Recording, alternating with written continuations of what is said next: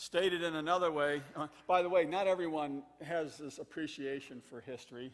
I saw a video tube on the other day on a video. It was an interview of people on the street asking them who won the Civil War, and you'd be amazed how many people did not know who won the Civil War. And these are the people out there voting this year. But history repeats itself. Those who do not learn history are doomed to repeat it. In fact, Albert Einstein defined the word insanity this way. He says, it is doing the same thing over and over and expecting a different result. Of course, there are others who don't believe that history repeats itself, and then there are those who are in the middle. Mark Twain was one in the middle. He said famously, history doesn't repeat itself, but it does rhyme. Think about that. It sounds similar. And so it goes through its cycles, at least at some level. And Paul is concerned in our second reading today that history is about to repeat itself with the Corinthians. There are some things going on in Corinth, and Paul wants them to look back at history, and particularly the history of Israel. But it's interesting, as he speaks about going back and looking at history, he speaks of Israel as their ancestors. The opening line said, I want you to know, brothers, that our fathers. And so there's at least a little bit of a suggestion here of an adoption of some type, that the Gentiles of the Corinth community are assumed into this family of Israel. Now, the family of Israel, I think many of you are familiar that it was probably a pretty dysfunctional family. And it's not uncommon for dysfunctional families to pass the baton on down through the generation, to pass that dysfunction, and it goes generation after generation after generation as the children learn the sinful ways from their parents, and they pass that down. And in order to take a dysfunctional family and make it functional, it requires somehow, some way, breaking that cycle. So Israel had those cycles, and Paul wanted to break those cycles as they were occurring in the Corinthian church. So in our reading today, he reminds them of what happened, and he gives them a little bit of a history lesson. And he likened the people in the Corinthian church to the Hebrews who wandered in the desert for 40 years.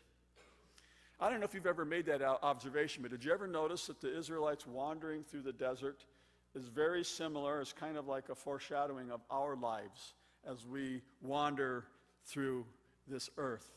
You know, at times, doesn't the world out there seem a little bit like a wilderness?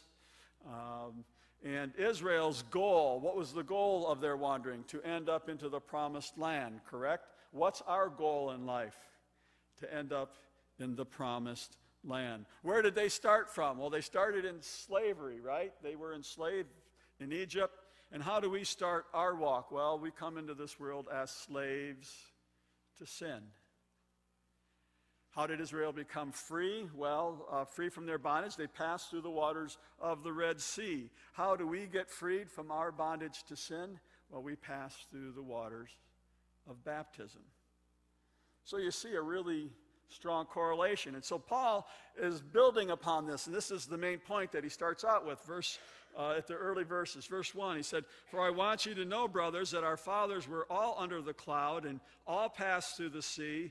All were baptized into Moses in the cloud and in the sea, and all ate the same spiritual food, all drank the same spiritual drink, for they drank from the spiritual rock that followed them, and the rock was Christ.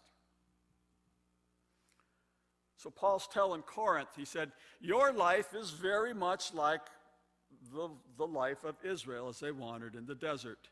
You, just as you have had that Red Sea experience in your baptism. And in your journey, you eat a spiritual food which strengthens you, being the Lord's Supper, very similar to their manna, their spiritual food. And your foundation is built on the rock. and he is always with you, this Jesus. And the water flowing from that rock is the living water which has come down from heaven.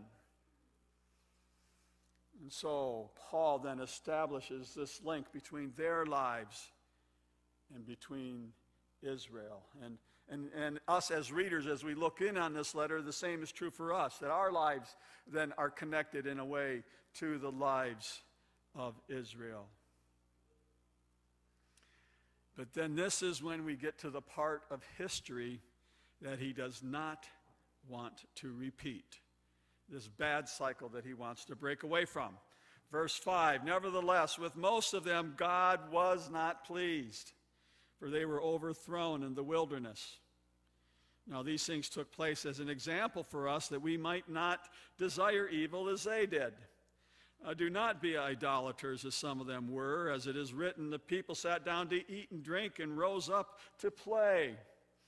We must not indulge in sexual immorality as some of them did, and the 23,000 fell in a single day.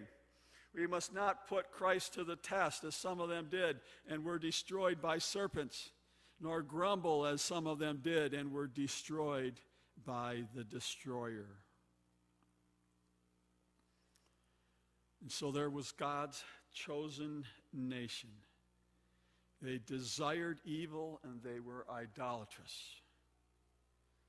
They idolized the things of this world, eating and drinking and playing. They were putting God to the test. There was not a complete 100% surrender to God with a complete 100% trust that he was with them, that he was watching them, and that he would take care of them. As a society, are we any different today? Probably not. But you say, but they saw all those miracles. I mean, really? You know, they've seen all those miracles after miracles, and as soon as God was not making himself known through another miracle, they began to doubt his presence. Have you ever asked the question, why doesn't God do miracles, dramatic miracles, in the way, in the frequency that he did back then? I suspect that if he did, we probably would become addicted to seeing the miracles. And the second he stopped doing the miracles, we would struggle, and we would become attached to the miracles rather than attached to him, the source of those miracles. But anyways, Israel, they assumed that idolatry, that this lust for things of this world was a trifling matter with God. And then they discovered that it was not a matter of indifference to God. And that is what Paul wants the Corinthians to take note of. He wanted to warn them that they are about to repeat the sins of Israel and therefore experience the same judgment of God. And so Paul challenges them. He says, let's use this as an example. Let's learn from this history.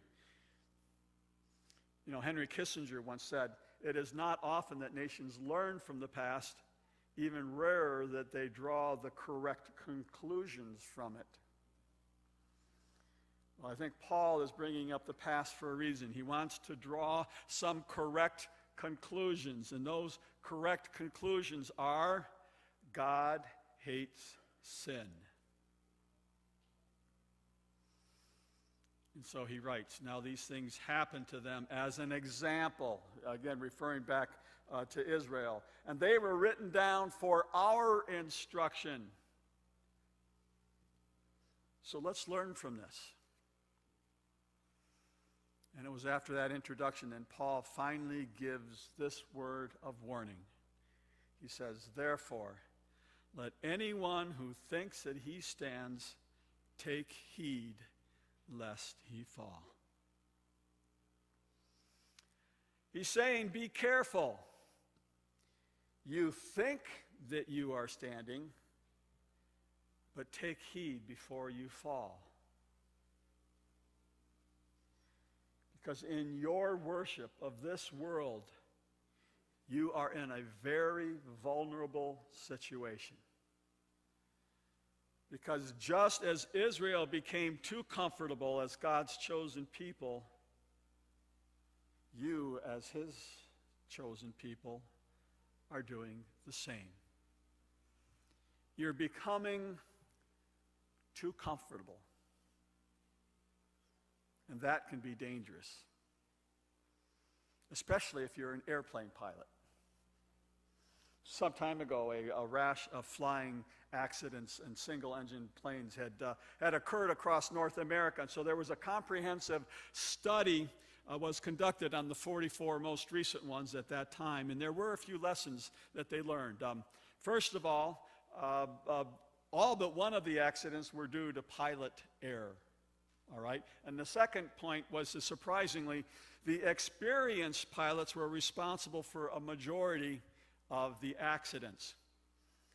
Now, there were a few accidents caused by pilots with less than 150 hours of flight time, but over 75% of the accidents were caused by pilots with over 400 hours of flight experience. As a person shares here, Wayne, he says, apparently these pilots assumed that because they already had a lot of hours under their belt that they could cut corners and get sloppy. By contrast, beginning pilots with fewer hours were extremely careful, even painstaking in their pre-flight routines, meticulously inspecting every rivet of the plane. They did it by the book. And the study concluded that pilots who get overconfident and stop pursuing ongoing safety training are 4 times more likely to have a fatal accident. So this has a spiritual ramifications in our lives. Sometimes we as Christians are the 400 flying hours disciple. Okay, accidents take place because we stopped doing it by the book. We stopped studying the Word of God.